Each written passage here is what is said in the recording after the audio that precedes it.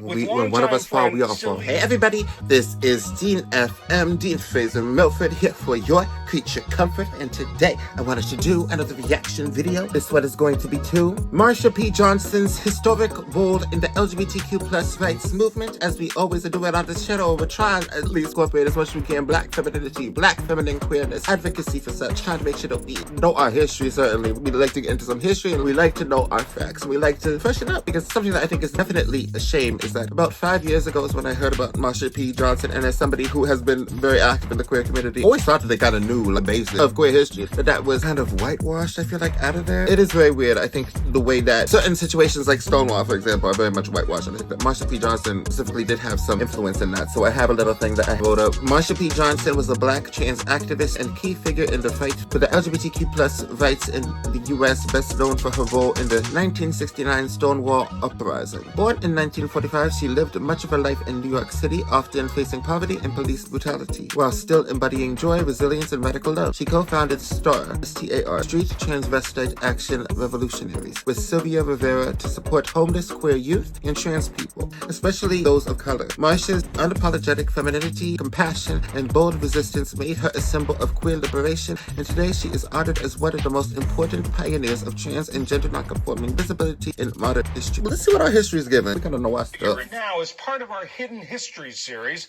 we look back on the legacy of a larger-than-life figure by in PBS her own News community. By the way. Her contributions to the fight for gay and transgender rights were, until recently, largely overlooked.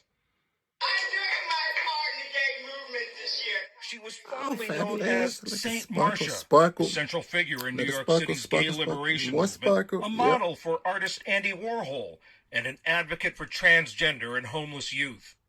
Marsha P. Johnson wore many hats, sometimes literally. They were often adorned with plastic fruit or flowers. They call me Marsha Payne.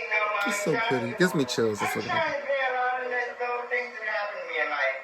Absolutely no mind. Yeah. Assigned male at her 1945 birth in Elizabeth, New Jersey, Johnson started wearing clothes made for girls when she was 5, but so felt pressured to stop after being sexually assaulted by a 13-year-old boy.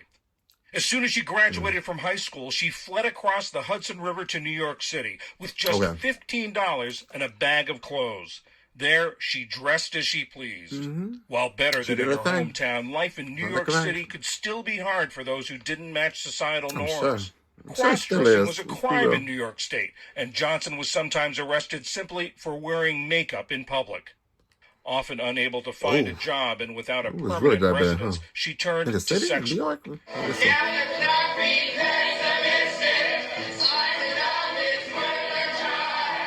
I'm gonna do that with my eyebrows. Really enjoyed performing in drag. That sounds like she was part of a drag group called Hot Peaches and took to the stage sporting red heels and bright wigs.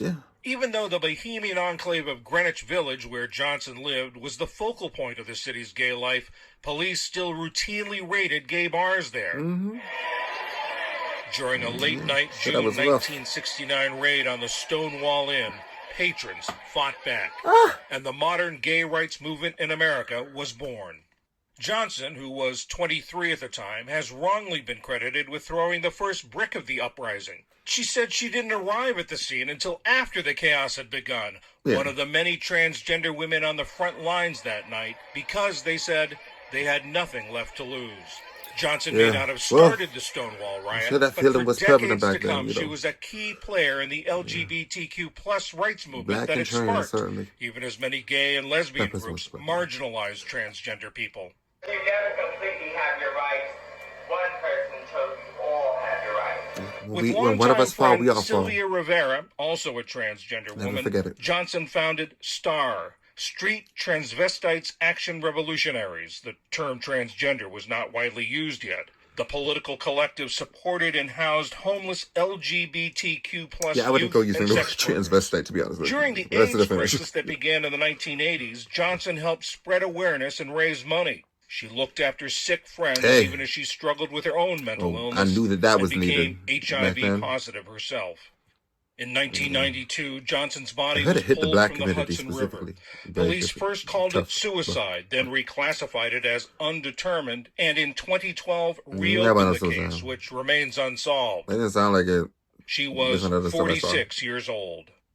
And my job, I hope nobody cries either. I hope you get up and dance, party, and have a good time.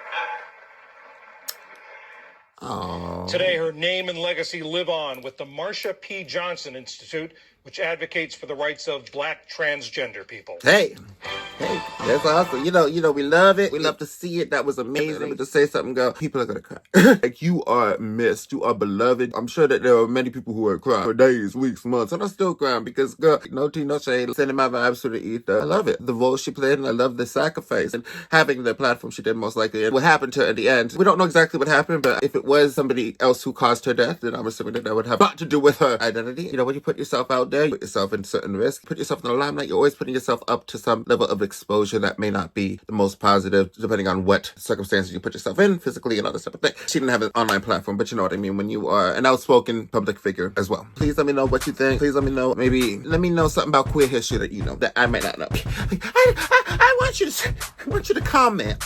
Comment. Just please interact. Anyways, hope you have a nice day. I'll talk to you later. Bye-bye.